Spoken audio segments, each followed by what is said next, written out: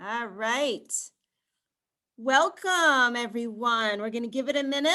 Let everybody come on. Oops. I'm on. Whoa.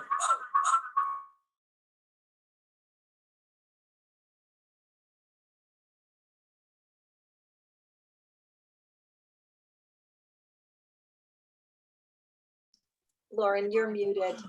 There you go. I know. Oh, that's weird. All right. Hang on. Disconnect audio. There we go. Okay. So that was a little technology. I'm on an iPad today too. And it's like my computer and my iPad were syncing up, even though I'm technically two different people.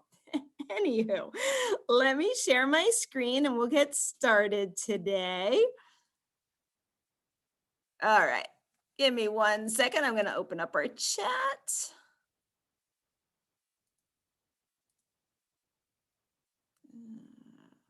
Ooh. All right, sorry. I am having technical glitches today. This is always fun. There we go. And let's see who's joining us today. I recognize a lot of you. So, for those of you that have never been to a Teen Science Cafe, welcome. We are so happy to have you join us today. I'm Lauren Traster. I'm the 4-H Teen and Leadership Program Coordinator here for Vermont 4-H. And we like to get started with everybody opening up the chat box and introducing themselves. So I see Sage is with us from Monson, Maine. Lily's here from Vermont and Fuzzy's here also from Vermont. Welcome back. So who else do we have today? We love it when everyone introduces themselves. It just makes it a little, friendlier that we're all here together to learn. It's nice to know where people are from. So again, just open up that chat box. Tell us who you are, where you're from. Hi, Amelia from Greensboro, Vermont. You're up in my neck of the woods. I'm in Hyde Park, Vermont. So while you all are introducing yourselves in the chat box, so please continue to do that, I am going to, actually, I'm going to unshare my screen for a second because one of the things that I need to do, if anybody needs closed captioning today, I'm going to pop that into the chat box right now so you can follow along. We do have someone who is live streaming, live captioning for us. So I put that in the chat box. So if you need that, go ahead, click on that link. Let me share my screen again. Apologies. All week I have thought it was Friday. On Monday, I thought it was Friday. On Tuesday, I thought it was Friday. And so today, Wednesday, also feels like Friday. Anyone else having a week like that? Hi, Matthew, joining us from California. For those of you who don't know, our Teen Science Cafes are open to anyone across the country. And it's really exciting that we do get participants from other states beyond Vermont. I see Hazel's with us from Richmond, Vermont. That's fantastic. So for those of you who are new, and just to remind those of you who have been with us before, when we're here in our virtual science cafes, what just happened? Did my screen stop sharing? Okay, that was weird. All right, can you see the screen now? Yeah, okay, that was bizarre. I've never had that happen before. Okay, so when we are here in our virtual Teen Science Cafes, all of you are muted, but that doesn't mean we don't want you to share your thoughts, ask your questions, participate and engage with our presenter. And the way that we do that, we use the chat box, which you all have been using right now to introduce yourselves, and we use the Q&A box. We use them differently. The chat box is used to respond back and forth with the presenter. And actually our presenter today is going to engage with you a little bit differently, and she'll tell you and explain how she's going to get you involved. It's not really going to involve the chat box all that much, but we can use that. And we have the Q&A box, and that's where you're going to put your questions for our presenter. We always answer every question, but we just might not be able to answer your question right the second you ask it. So we put it in the Q&A box, and then we get to the questions when the presenter has good breaks in her presentation. So we ask that you just be courteous and respectful, and just don't make any distractions. None of you are on video. We are the only ones on video. So we ask, it really just comes down to the chat box. Just use it appropriately. Stay engaged, participate. I know today's cafe is going to be really interesting, so I'm looking forward to it. Before we get to today's cafe, I do just want to let you know that there's some new programs that are being announced. Everything is at this website, the Extension Youth Announcements page on our website. So we have a save the date for the Natural Resources Management Academy. This is a program that I run. Usually it's an overnight, but we kind of can't do an overnight this year. So we're doing an extended day program. And there's going to be 4 workshops, all natural resource focused. We do this out at the Green Mountain Conservation Camp in Buck Lake. It's a great opportunity to interact with natural resource professionals, do some hands-on workshops, meet other kids around the state who are also interested in the similar topics. And we're going to feed you lunch and dinner, and it's free. So there's a save the date, and there's a link to sign up to be notified when the registration opens. So if that's something you think you might be interested in, you can go sign up just to be notified for when we open the registration. There is another program that National 4-H puts on called Citizenship Washington Focus. Again, that's normally a trip to Washington, D.C., and you stay at the National 4-H Center, but they can't do that this year because it brings people from every state in the country. And so because they can't bring people to the National 4-H Center this summer, they're doing a virtual program. They just did a virtual National 4-H conference, and I got to tell you, it was awesome. And the teens that I had participate said, they made so many friends from across the country. They thought it was done really well. So even though it was virtual, they thought it was a really good experience. So I was happy to hear that. If you think you might be interested, this is for Vermont teens only, meaning not the program, but I'm offering scholarships to 8 teens to participate. And so I'm going to pay the registration fee. So there's an application that you would have to complete by April 30th. And there's information on the website so you can learn more. And it's all about leadership and citizenship. It should be a good program. The last one I want to let you know about is there's an organization called Up for Learning here in Vermont, and they put on a Powered Square Summit every year. This is their 2nd year doing it virtual. They do a really good job at it. There's a lot of youth presentations from youth who have done different action projects, a lot around school reform, a lot about youth voice, youth action. And actually my teens that just did that National 4-H conference are going to present there as well. So you might want to check that out. It's a free conference, and it's, like I said, it's really good. That's coming up in 2 weeks. So you might want to check that out. And last, just kind of keep your eye on this website because we are actively putting together summer programming. And I'm going to be doing Summer of Science. So teen science cafe type programs, but in person, yes, and outside. And I'm getting proposals today. And the proposals that have been coming in, I got to tell you, sound awesome. So hopefully a save the date is going to be coming out in the next, hopefully in the next week to 2 weeks. I'll keep you all posted, but that's something to look forward to, okay? All right. Let's get to the good stuff. Today's presentation is humor, perception, and creation as a social cognitive process in the first year of life. Our presenter is Gina Moreau. And if I can get technology to work today, that seems to be a theme with me. Okay, let me tell you a little bit about Gina. Gina earned her PhD in developmental psychology from the University of Vermont.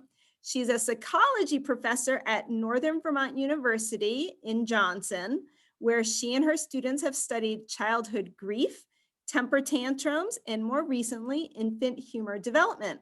all of which involve various aspects of social and emotional development in infancy and early childhood. So let's all welcome Gina, and let's get ready to learn about humor in babies. Unmute yourself, Gina. Oh, really? Okay, hang on. Let me help you out here. Is it not going to let me unmute you? Why won't it? Oh, hang on. I got it. Okay. Yeah, I'm sorry, everybody. I'm working with two monitors. So sometimes Zoom does this funny thing where it like ghosts one of the monitors. Anyway, we're good to go now. And if not, you can just practice reading my lips. So this presentation really will be humorous. I'm going to go ahead and share my screen. And thanks for that introduction, Lauren. Sounds like you've got some great summer programs too coming up. So this is a big title, Humor, Perception, and Creation as a Social Cognitive Process in the First Year of Life. And really, we could just call it, How Do Babies Know What's Funny? That's essentially what we study in my lab. We study how babies figure out what's funny. Not so much what they find funny, but why. Why do they find it funny? So I'll tell you a tiny bit about myself. Lauren already did a great job, but in terms of how did I end up studying this? How did I end up being a social scientist? I started out in college actually as a biology major. I loved science and math in high school. And I didn't really have a plan. I just thought I'll follow what I really like. And I thought I wanted to go to medical school. And part of that was because I didn't really know what a PhD was. I didn't know anybody who had a PhD. It wasn't really in my consciousness. So I had taken high school psych and loved it, but I just couldn't see how to translate that into a career. And partly because I knew I didn't want to do psychotherapy. I didn't want to be a counselor in that sense. So I went to college starting out as a bio major and sort of just fell out of love with bio very quickly in college. It just wasn't what it was in high school. I had loved it in high school, and the college bio stuff just didn't work for me. So I switched to psychology. Meanwhile, I was working in a lab, getting some lab experience. I know some of the other presenters have suggested if you're interested in science, that's probably the most direct route to really flesh out your interests and see, what do you like? What do you like? What do you like about science? So I worked in the college where I went had a medical school. So they had medical research going on. So I literally just asked a professor, could I please volunteer in your lab? And he said, yeah, absolutely. I was a freshman. I didn't know anything about the kind of work he was doing. He was working on the cardiovascular system, so creating high blood pressure in rabbits and then treating it with various interventions. So I did that for a while. I was majoring in psych at that point, really had no clue what I wanted to do, but I loved psychology. It just really spoke to me. And then I started doing some research with my psych professors and really loved that. And one of them encouraged me to apply to the graduate program at the college where I was an undergrad. So I did that. I actually spent 2 years. I graduated from college. I spent 2 years trying to figure out, did I really want to let go of the med school thing? Because now I knew there was this research in psych, which seemed interesting. But again, I couldn't figure out how that would be a career, how that would lead to work. But essentially, I just trusted my interests, and I thought, you know what? I'm not gonna worry about work. I am gonna follow. I'm pretty sure I'll be employable if I have a PhD in psychology somehow. So even though I can't see it at this moment, I'm gonna go ahead and follow this path. So I got a PhD in developmental psych. At that point, I was studying early parent loss. So I was studying grief in children. And in grad school, we were required to teach a section of statistics and research design. And lo and behold, I loved teaching. It was so much fun. I was so shocked at immediately how gratifying it was and how fun it was to be in the classroom. So I thought, all right, that's the goal. I am going to look for a position as a professor. And that's what happened. So I studied grief for about 12 years. And during that time, I had my own children. And right out of the starting gate, I remember the day my son laughed for the first time. He was 3.5 months old. We were at a funeral, at my father-in-law's funeral. It was like the little brunch after. It was a very sad occasion, and here was this little baby laughing his head off. And it just planted a seed for me. I was so curious about that response. Like, what is he? How does he know what's funny? How does he know this is funny? All that had happened was my brother had sneezed, and my brother has a pretty violent sneeze, and so my son found it hilarious, and it just planted a seed for me that I was really interested in that. I hadn't studied babies at that point, and now I was raising babies. So eventually, when the babies were old enough, when my daughter was about 11, I decided to go ahead and immerse myself in learning about how to study infants. So I took a sabbatical. In professors get to do that about every 6 years. You get to take a semester or a year away from your teaching to just focus on your research. So my daughter and I went to England, and I studied with a woman who was also studying humor in infants, a little bit older babies, and sort of got a crash course with her. And she and I became good friends and collaborators and have published lots of things together now. So that's sort of my path. It really came from my own experience raising babies. Anyway, so I've been at Northern Vermont University for almost 30 years, if you can imagine that. I can't imagine it. So it's a very long time, but it's been great. So I'm going to show you this 1-minute clip of this infant laughing, and then I'm going to ask you to I'm going to ask you a question. And there, don't worry about right and wrong answers. I'm just interested in your thinking. So let's see if we can get this kid going for.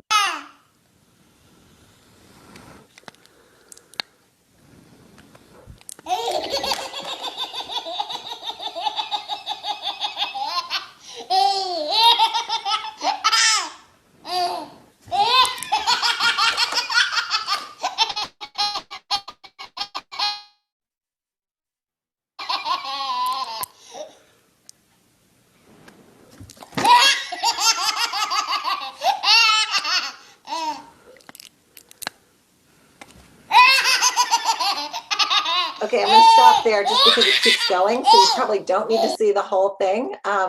But I mean, she's so adorable. So it's probably what I should just focus on showing you.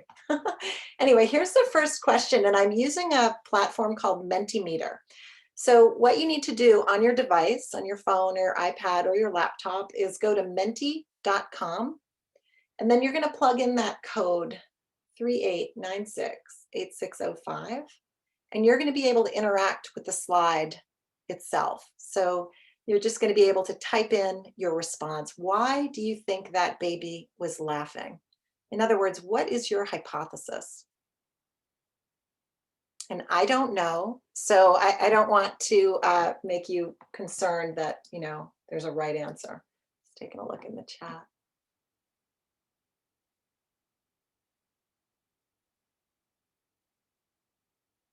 Nice, thanks, Lauren. Lauren's put the Menti site and the code in the chat if you're looking for it.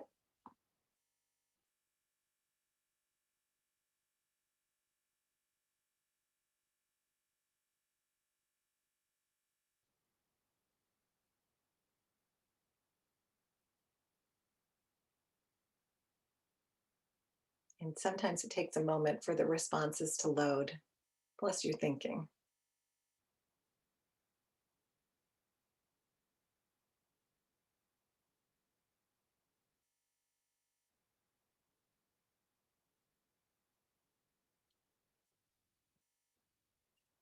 The dog was chasing the bubbles is one response. She thought the dog was funny as it tried to catch the bubbles. She definitely was finding that to be funny. I think the baby was laughing because it thought that it was interesting. Nice, and laughed at it. Yeah. So right, we know what she was laughing at. The question is why? Why was she laughing at that? Dog eating bubbles. Yes. Why is that funny to anybody or to a baby? See if we can get a couple more responses. I know there's a few more of you out there. I will add, if you're having difficulty going to another browser, you can always feel free to put it into the chat. But Yes, it is more engaging if you can get into the Menti. But we understand sometimes technology doesn't always right. And there'll be cooperate. more. I have more questions for you as we're going. So if this one didn't work, don't worry about it. We've got more opportunities. So this is the question we're after in my lab. Why? Why do babies find an event like this funny? What does it tell us about what the baby knows?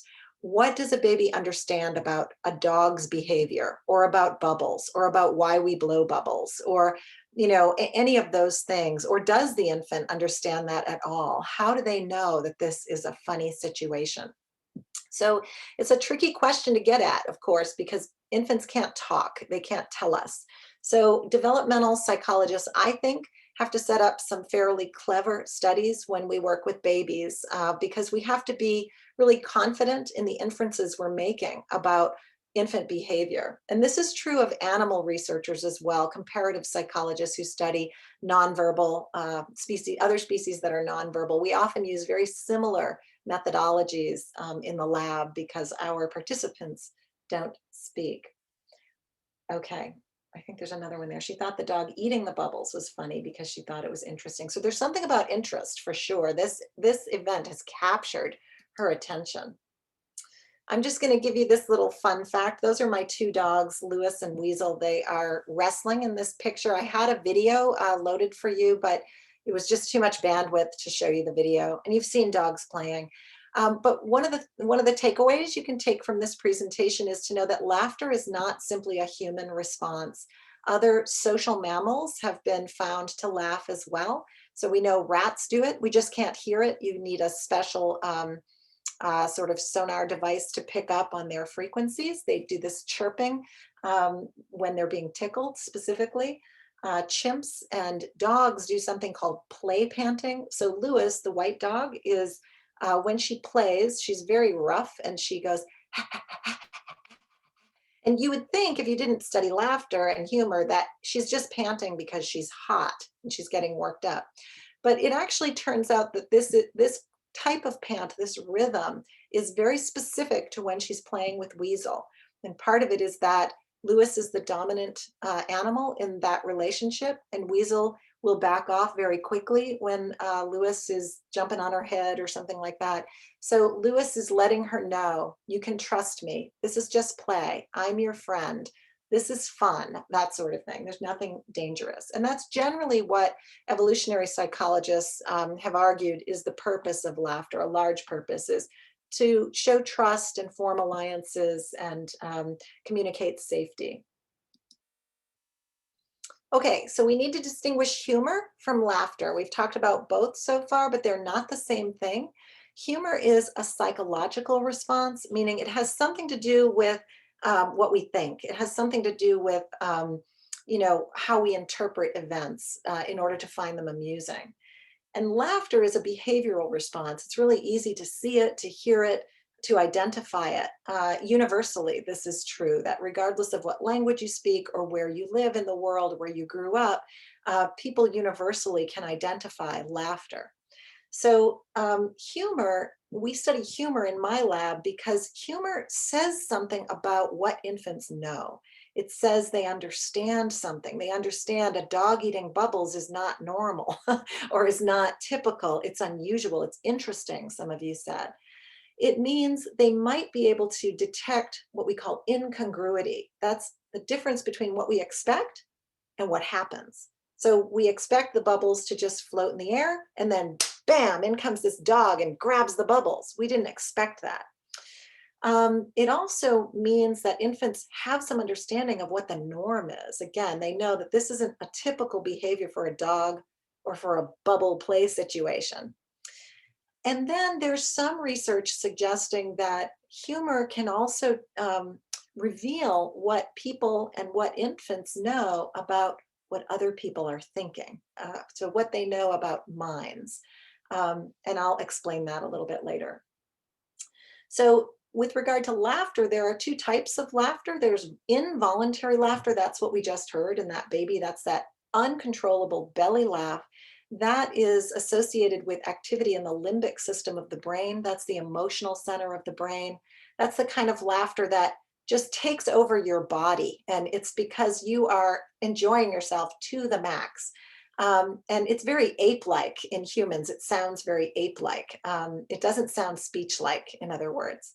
And then there's voluntary laughter. Voluntary laughter has less to do with what we find funny and more to do with communicating something to others, communicating, that we like them or that we're being polite, for example. Voluntary laughter is associated with the frontal cortex of the brain, which has to do with mentalizing what we're thinking, in other words. And it's also associated with the motor cortex because it involves making speech like sounds. And we can come back to those ideas. I know this is a lot of information. So let me ask you this. Here's another Menti. You're just going to be able to choose one. What do you think happens first in development? Do babies first perceive something as funny? Do they first express amusement at funny things? Or do they first intentionally do something funny? Perceiving it, expressing it, or creating it? What do you think? Oh, something in the chat. I'm just going to take a look. Oh, nice.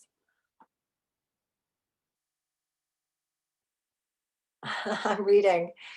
Maybe she thought she had been told not to eat bubbles and thought it was funny that the dog didn't know that. That's a great, I love that interpretation. And Lily says it's when babies' minds start to work and have thoughts. All right, nice. Okay, so we only have a few of you in the Menti right now. I don't know if that's a technology thing, but thanks to those of you who are working at it and can get in there. There's a few more. Yeah, so you're onto it. The first thing, at least the data from my lab suggests, is that infants, the first thing they do is they perceive it. I'm going to show you some very interesting data from 4-month-olds where they weren't yet laughing. I don't want to give it away, but they were having this other physiological response that showed they were perceiving the difference between the humorous event and the ordinary event.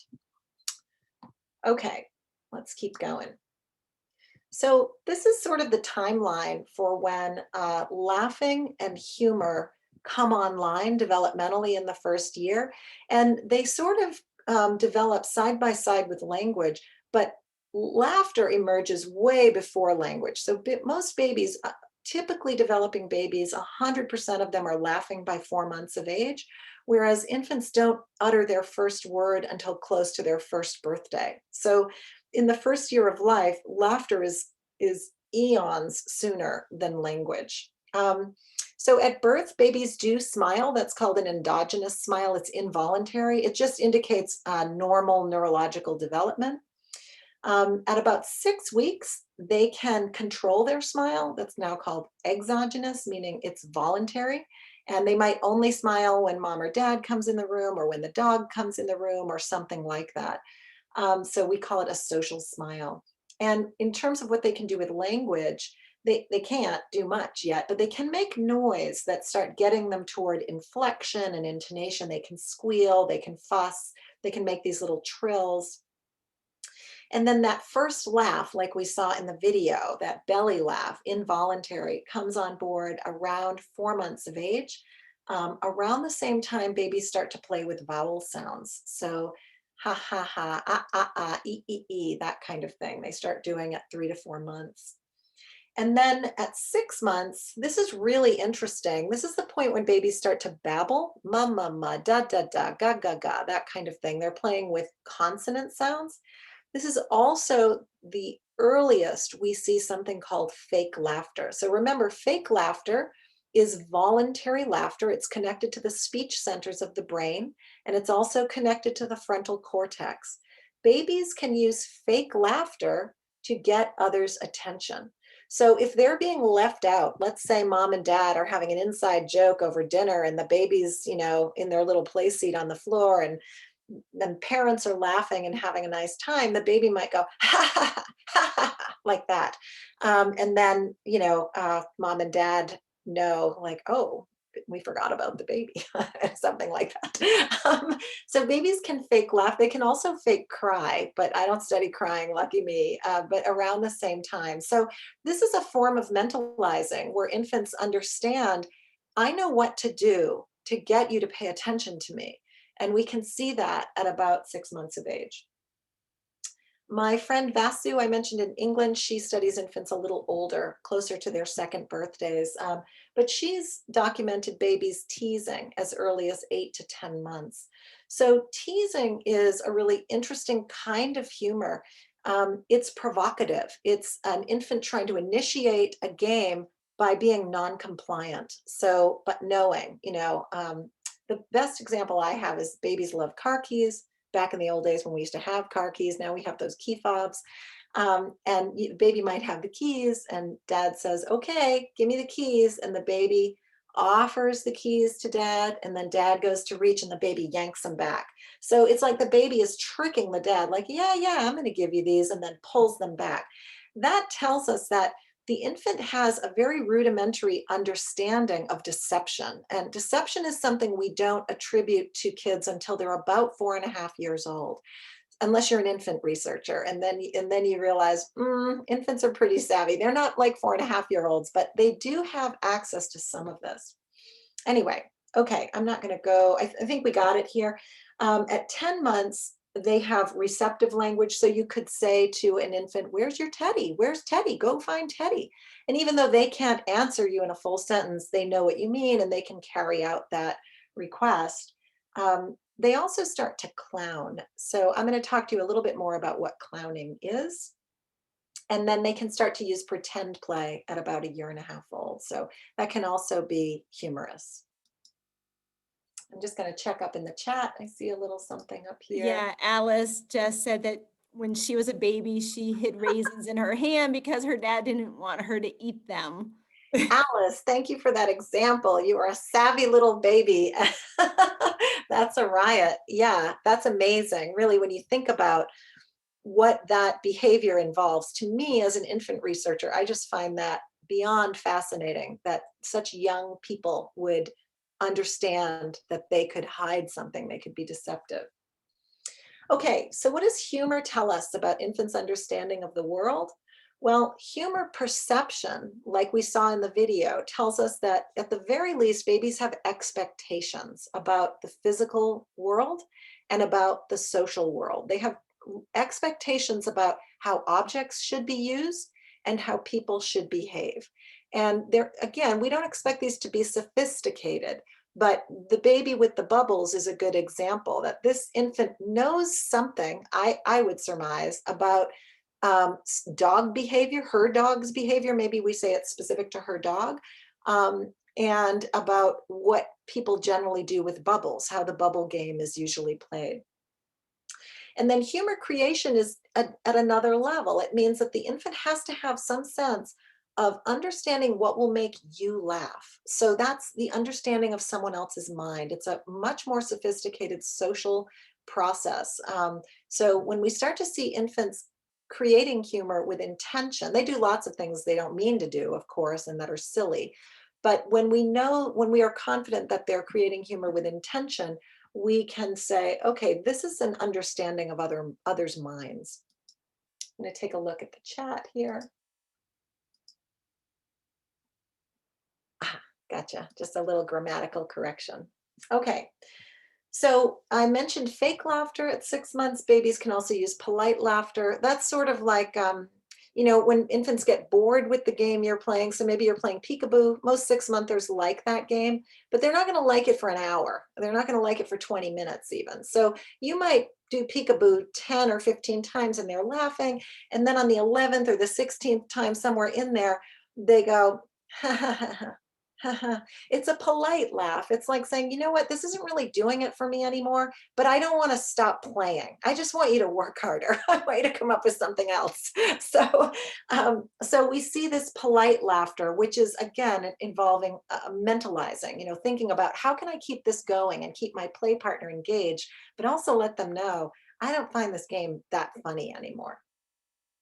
I mentioned teasing, so that those are the examples by 8 months that my friend Vasu has observed. Playful noncompliance, offering and withdrawing an object. Playful noncompliance is when the parent says something like, don't do that, don't go up the stairs. And the infant looks back at the parent and they start approaching the stairs. And, the parent says, no, no, no, no, no, come back here. And they move faster, that kind of thing. That's playful noncompliance. Okay, so the questions we have in my lab have been, when do we first perceive humor? As I mentioned, my colleague Vasu Reddy was studying this in babies over a year old, but laughter starts way before that. So when do we first start to perceive humor? And when do we first start to create humor? These were our very first questions. And then what does humor perception and creation, what do they tell us about infants' understanding of the world? So in our lab, we use two different kinds of designs. We use naturalistic research designs and we use experimental research designs. And I'm wondering what you know about these designs, or what do you think? What do you think the difference is? And just take your best guess.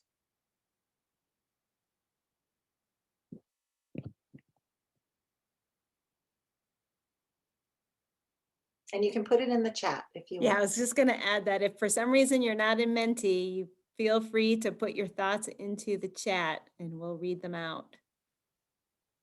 But take a guess. What do you think the difference is between naturalistic and experimental design?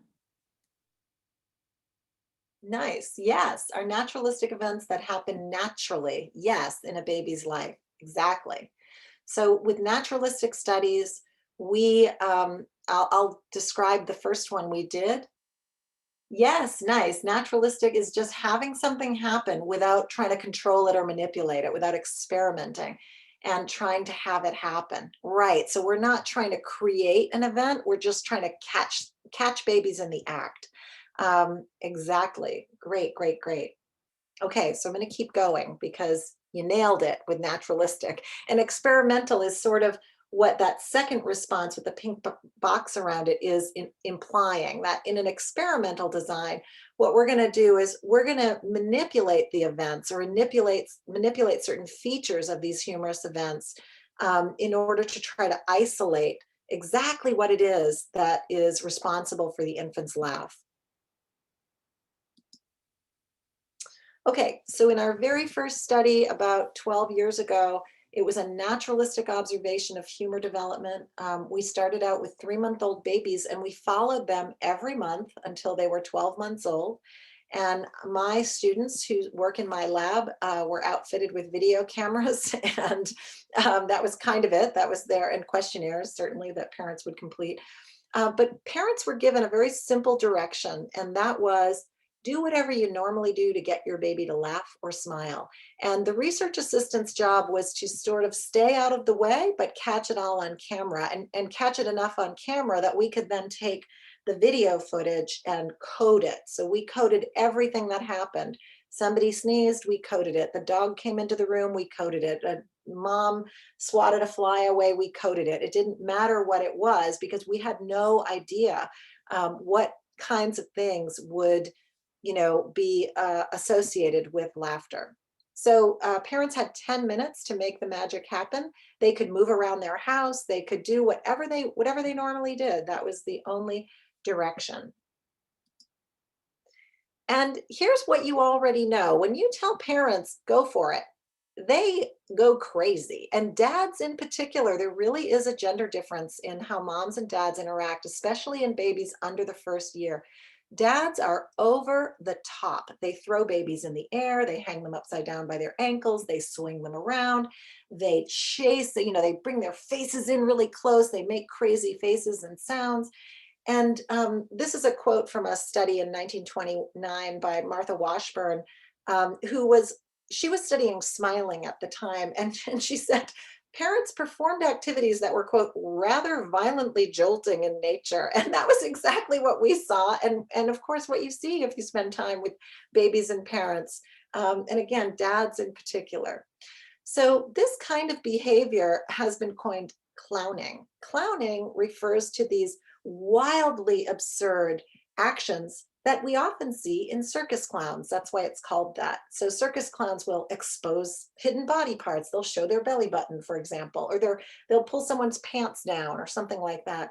Or they'll dress up crazy. They'll use weird ornamentation, or they'll use silly voices like opera sounding, like opera singing or something like that. Or they'll mock other people. Or they'll use objects the way they're not intended to be used. So there's all these categories of clowning, and it turns out that's exactly what parents do. They don't call it that. They don't know that's what it is, but that's what they do. And this is with infants as young as 3 months old. I don't know if you spent time with babies that young, but they're pretty fragile.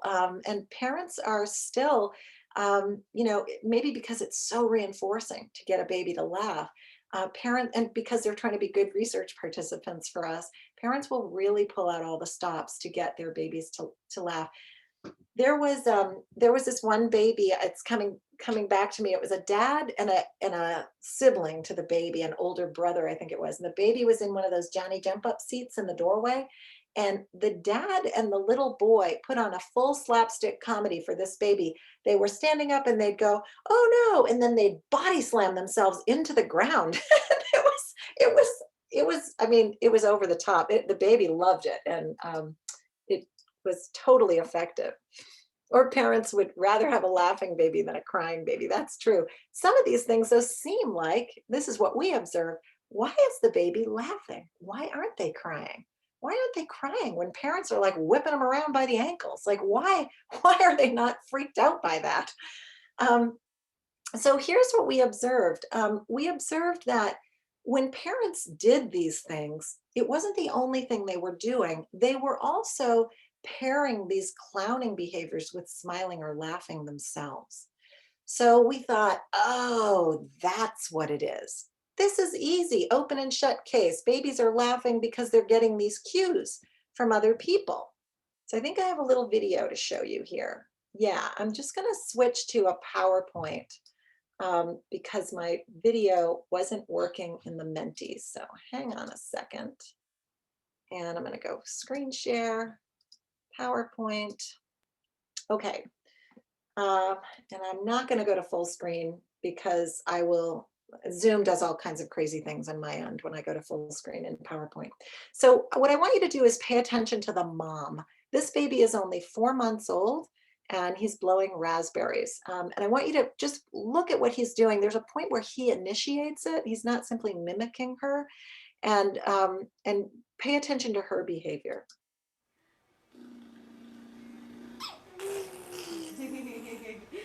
Oh, shoot, sorry. Try again. Good job.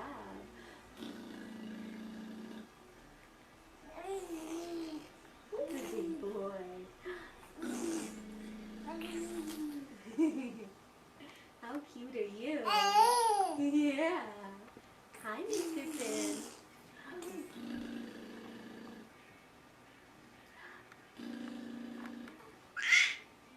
Let's see it. Give me the answer.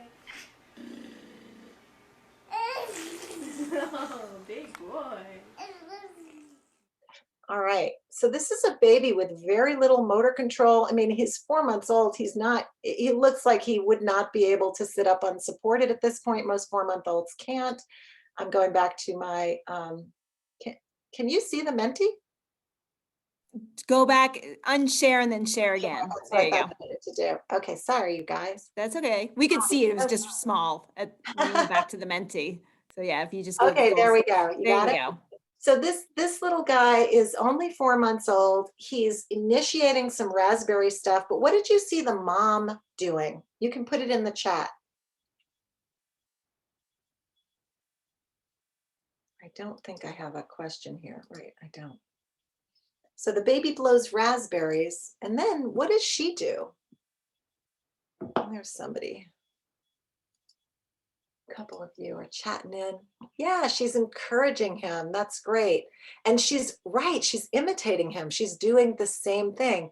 She's laughing and smiling. She's fake laughing. She might be fake laughing. I think her laugh is probably, it's voluntary, but it's not like this over the top, out of control laugh, but it is genuine. I think she's really enjoying this interaction with her little guy. So again, we saw this was a part of the naturalistic observation, and we thought, okay, parents are giving the babies the cues. They're doing these crazy things with them, but they're also laughing and smiling and saying, this is safe, this is fun, you can trust me, all of those things. So we thought we would put that specific hypothesis to an experimental test. I'm just going to note here that clowning is sometimes referred to as absurd. These behaviors are absurd. Blowing raspberries is absurd, but something, just because something is absurd does not mean it's funny. So if somebody said, happy birthday, and handed you a plate of broccoli instead of a cake, that would be absurd, but you might not find it funny. Certainly a 3-year-old would not find it funny. So, part of what we do, and part of what humor researchers do, is they try to tease out what are the elements. Absurdity is a big part, but it doesn't guarantee a laugh. Okay, so we moved into experimental design. These are 3 of my research assistants from a few years ago, Chelsea, Christine, and Kelly. And what we did was we started out with 6-month-olds. And because we were seeing with 6-month-olds fake laughter and polite laughter, so they're just a little bit sophisticated, and we knew they could laugh. And we would show them an ordinary event involving one of these red foam balls. So one of the research assistants they had a script, and they'd say something like, this is a ball, it's red, I can squish it, I can toss it from hand to hand, I can roll it. And then they'd repeat that. And I think the events were 45 seconds long.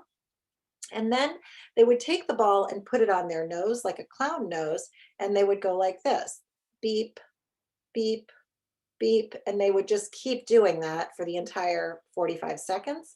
And parents were instructed, whichever parent was participating, were instructed to either remain emotionally neutral, just looking at the research assistant and not smiling or laughing, just still-faced, or to point and laugh at the research assistant. And we do something called counterbalancing these events. So some babies see the mom or dad laugh first and then see them neutral, and others see them neutral first and then see them laugh. And we do that. It's a really standard procedure in experimental science to control for order. We want to make sure that if we're seeing an effect, it's not because everybody saw these events in the same order. So what do you think we found?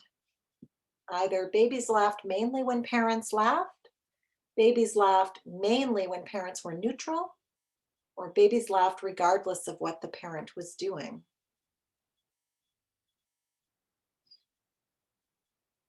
You can put it in the chat if you want, don't forget.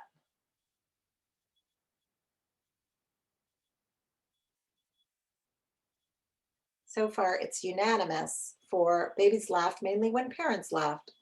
This is what we thought we were going to see. We thought we had an open and shut case here. And by the way, this is what I love about science. Science is one of the, if not the only enterprise where we check our assumptions and we test our assumptions. We don't conclude things unless we have evidence. So again, I really thought, I agree with you. I thought for sure this is what we were going to find, and I would just move on to another line of research, and that would be that. That is not what we found. So keep going. What we found was that 6-month-olds actually preferred to look at the absurd event, the ball on the nose, and they were more likely to laugh at it when no one else was laughing, when their parent was neutral. This is really strange. I mean, basically, the babies just stomped on our hypothesis. They were like, nope, we don't need other people to tell us what's funny. We can figure this out by ourselves. And what happened when mom or dad laughed is that the infants tended to be distracted by their laughter. They tended to look a lot at their mom or dad. And smile and laugh, smile with their mom or dad, but they weren't directing their laughter toward the event. So again, I'm going to get out of this share and I'm going to show you a video of this in action. Okay. So let's go to this slide. Here we go. This mom was a theater major when she was in college, so she's very dramatic, but there's no mistaking her cues. Okay, ready? So you can point at me and laugh.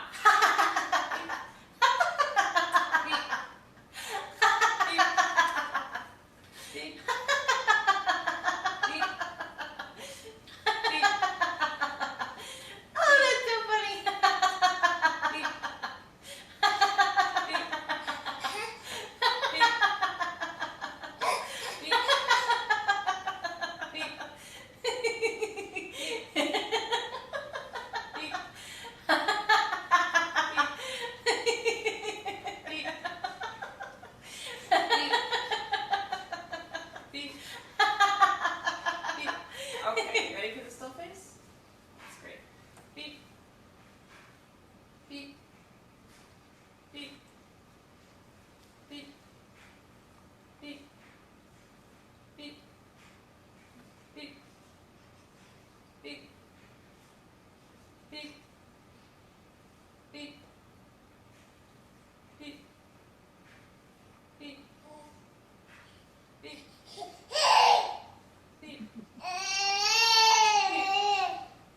Okay, I'm going to get out of the share and go back to the Menti. All of these switcheroos. So this is, I like this clip because, oh, you probably can't see my screen. Here it comes. Okay, I like this clip because, first of all, I love that the baby's wearing a leopard onesie. That is amazing. But I also like this clip because the baby is so expressive. You can see that she's really aroused while her mom is laughing. She's got her shoulders up and she's making a lot of facial expressions and her legs are getting tense, but she's not smiling or laughing. She's just getting very aroused. And it's not until her mom backs off that the infant starts to smile or laugh. Now, keep in mind that we do this in the reverse order, where infants see the neutral event first. The mom is quiet, and the same thing happens. They laugh at this event, and then once the parent gets involved, they tend to spend a lot more time looking at the parent and sharing this emotion with their parent. In other words, babies are really captivated by their parents' positive emotion. So again, we thought they'd look at the parent. We thought this would be easy. They'd look at the parent and be like, oh, she finds it funny. Oh yeah, it is funny. Like that's how it's going to go down. That's not how it went down. So then what we did was we backed up and thought, well, okay, these are 6-monthers. They're smart. Let's look at 5-monthers. So we did the same study. You can see too, this is an experimental design, but we're in the baby's home. So the researchers travel to the infants' homes, and we do this to make it as convenient as possible for parents, but we also do it because infants are super distracted in novel environments. So we like to keep them in their own setting. It's a lot for them even to have a stranger come into the house. So let's just take a look at this graph here. This was starting at 5 months. These are all the same babies, by the way, so we just follow them over time. And what we see, here's the ordinary event. And here is the percentage of time they spend smiling or laughing. So this is a duration measure. How long, not how many times, but how long are they smiling or laughing? And we collapse smiling and laughing because it's rare that an infant is laughing and they're not also smiling. So we just call that one thing. So here's the ordinary event along the bottom. And then here's the event where the parent is remaining neutral. And here's the event where the parent is laughing. So look at the 5-monthers here. The 5-monthers are distinguishing the ordinary event from the absurd event. They tend to be laughing when mom is neutral, as well as, I'm saying mom, it could have been dad, but it was usually moms. as well as when moms or dads are laughing. All right, so with the 5-monthers, what we would conclude here is that they're distinguishing the absurd event, but what's probably making it funny is that this is like a social event, that there's this other person there, there's the researcher and the parent, and that they're, as far as we can tell, they're not doing what's happening at 6 months, which is they're not at 6 months saying, oh, this is funny, I'm making that determination by myself, if that makes any sense. And then this interesting thing happens at 7 months. This is not statistically significant, but we know that at 7 months, infants start becoming particularly sensitive to parents' negative emotional expressions like anger or fear, for example. And when parents are holding a still face, what we think was happening here is that the babies were seeing that as a kind of negative emotion. So they were less likely to smile in the presence of a neutral parent. That's what we think. But the point is, at 5 months, babies are making these distinctions. So then we did something else. We replicated the study with 4-month-olds because we thought, all right, 4-month-olds are not going to laugh. Their laughter is just coming online for them. Many of the infants in this study hadn't even started laughing yet. So again, these are the same babies at 4 months and at 6 months. And this is a graph showing heart rate across the 3 conditions. This was the first time we collected heart rate data. So if we look here, and this is in beats per minute. So what happens when you are in a joyful or contented state is your heart rate goes down. That's what happens in adults, and it happens in babies too. And the fascinating thing that we found with 4-month-olds, first of all, these are all going down because by 6 months, heart rate is lower than it was at 4 months. That's just a developmental thing that happens. Heart rate starts slowing down as we get older. But the interesting thing to us was that 4-month-olds, even though they weren't laughing at the absurd neutral event, their heart rate was decelerating. So they were distinguishing the absurd event from the ordinary event. That's way up here. Here's where the difference is between these 2 lines. They were distinguishing it just on the basis of heart rate. That to me is mind-blowing. So again, this is when I asked you what happens first, perception or expression or creation. This study says perception, that they're perceiving this event as unusual, and their heart rate is consistent with a heart rate we would see under joy or contentment. Okay, so what do we want to know next? Well, we're starting just designing a study for the fall. I'm really interested. There's a whole other line of research that happens in developmental psychology with babies that looks at infants' reactions to magical events. So we look at humorous events, but lots of researchers look at their responses to magical events, like let's say you drop an object and it floats in air, it defies gravity, or a ball is rolling down a track and it should continue to roll in this direction, and then suddenly it flies up in the other direction. So these are also unexpected and absurd events, and infants tend to stare at those events. They don't tend to laugh at them. But my hypothesis is that the reason they stare at these events is because of the way they're presented. So I think that if infants were presented these impossible events by a person, if a person was performing these events for them, and they weren't simply watching it on a video or watching a hand come through a box and making an object disappear, I think that they would respond differently. I also think they'd respond differently if the events were repeated a few times, just like children and adults do when we see magic. We tend to initially go, ooh, that's weird. I didn't think that was going to happen. But our almost, the response that follows soon after is we tend to find it amusing. So one question that comes out of this is whether or not they can resolve impossible events. Usually when you have that moment like, oh, okay, you meant to do that. Oh, okay, that's a trick. Oh, okay. Then that's what makes it funny. So we're designing some studies right now to take place in the fall to go after these questions. And I think that's all I have. I'm going to leave my screen share up. I know that Lauren had a question or a poll she wanted to launch. So Yes, so thank you. So before we go to any final questions, I'm going to launch a poll. You should see it come up on your screen. We just always ask 2 questions at the end of our cafes. How did you like it? And did you learn anything? Scale of 1 to 5, 5 being the best. So just take a minute to give us your answer, and then you can pop any questions you might have for Gina, either in the Q&A box, or actually you can just pop it into the chat box if that's easier. And we'll take some questions if you have any. I'm going to let this poll go. Try to get most of you to answer it. and I'm happy to answer questions that have nothing to do with this research. So if you're wondering about what's it like to go to a PhD program, or anything like that, or did I regret giving up biology, or med school, any of that, I'm happy to respond to any of those questions. Great. I'm going to close the poll. And again, pop any questions you might have. And if you don't have questions, that's okay. This was a fantastic presentation. I thoroughly enjoyed it. I hope you all did too. So if there are no questions, let's all just think, oh, there is one question. Sorry, just saw it. Cool.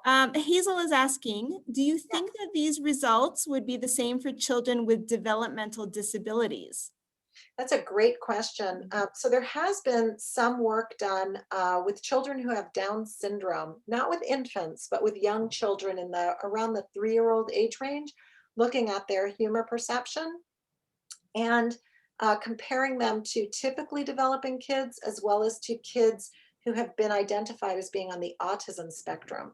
And that particular study, which was done by my colleague Vasu, what that study found was that children with Down syndrome, their humor develops at about the same rate as typically developing kids. And it looks the same. So you really don't differentiate children with Down syndrome from typically developing kids, at least early in life, on humor. For kids with autism, or who are on the autism spectrum, first of all, that doesn't tend to be identified in infancy. So it would be hard to carry out those studies, or at least right now, we can't identify it in infants. But when you look at kids who are about 3, their humor development is not typical, or it doesn't follow the same path as kids with typical development or kids with Down syndrome. And specifically, it's really interesting what their parents report. Their parents will say things like, I don't know what they're laughing at. I don't know what they find funny. So they're much more likely to look at an object like a light switch and burst out laughing. And we do know that one of the things that differentiates folks who have autism from folks who don't is this thing called social cognition. It's this ability to think about how other people think, and to make inferences about why other people do the things they do. And social cognition is really a huge part of humor perception and humor creation. So it kind of makes sense. One possibility is that humor development might be a way to mark the early emergence of autism spectrum disorders. It's a great question. And Leo, taking it outside of human development into cats, wants to know, do you know if cats take part in any form of laughter? No, Leo, I don't know anything about cats. I'm so sorry. I know, I do know this. For a long time, prior to having children, I was very involved in dog training for performance events like agility and obedience, and just as a hobby with my own dogs. And cats always have this reputation as being very asocial and untrainable and all of that. And as it turns out, that's not the case. So about 10% of cats are very dog-like. That they'd probably find that insulting, but they really respond to reinforcement and to all the schedules of reinforcement and operant conditioning techniques, and are highly trainable. So I have to go back to what your question was. Do cats take part in any form of laughter? Oh, yeah. So I don't know. I mean, cats are not as social a mammal as dog. In other words, they don't tend to live in, well, I guess lions do. Some of the big cats live in prides.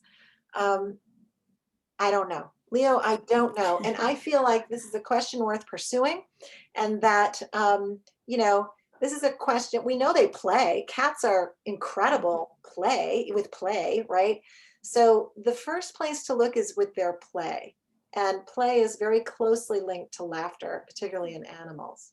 So I don't know. Yes. That's where I would look. He says he'll do some further research and let us know what you find out. Yeah. Now I'm curious. Me too.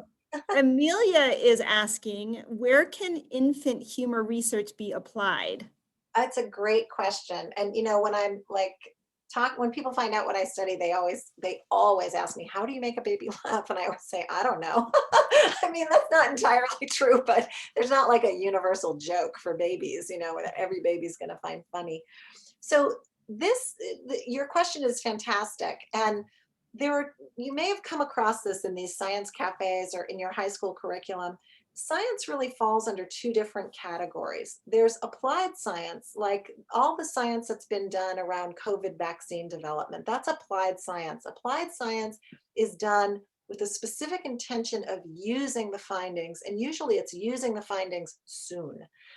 So any kind of studies that look at interventions in education, in medicine, I mean, you name it, those are applied science.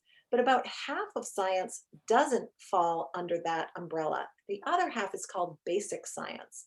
And basic science is used simply to advance our knowledge with the idea that we may not know how this knowledge will serve us because we don't have a crystal ball.